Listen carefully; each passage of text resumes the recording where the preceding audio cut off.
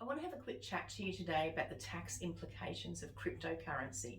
We've all heard a lot about it over the last few years, and some people got in early, some people got in late, some people have made money, some haven't. And depending on where you sit in that spectrum, depends on where you want your tax effect to be. In a nutshell, unless you are trading, which means that you are doing hundreds of trades per day, per year, per week, then what you are selling is a capital asset. Although it's not something you can kick, it's the same as owning shares in a company. Cryptocurrency is owning whatever type of currency or investment, whether it be an NFT or crypto at that time. So it sits under the normal capital gains tax laws. So anything that you make a gain on, if you trade from one coin to another, that is a sale and that is a trade.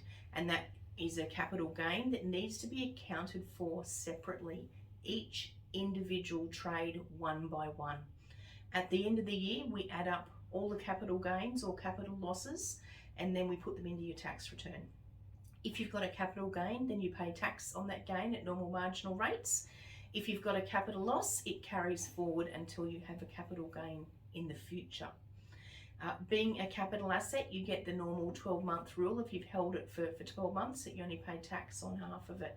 But it's really important to remember that each individual trade has to be calculated individually, which is why here at HBA Encompass we use Crypto Tax Calculator as our calculator, and it's compulsory. If you've got cryptocurrency, we need to get your wallet attached to this so that we can work out from day one right through what your gains and losses are so that we can calculate it.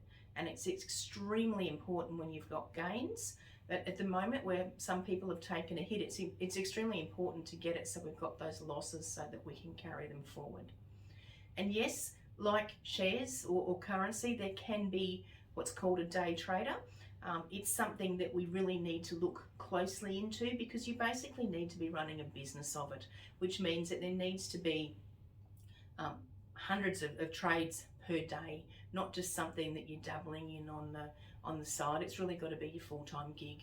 So if you've got any questions, talk to your accountant about it, but please don't be offended when we say if you've got crypto, we need to have a crypto tax calculator subscription, and it's going to cost a little bit more for us to do your tax return because we have to look at every single one of those trades.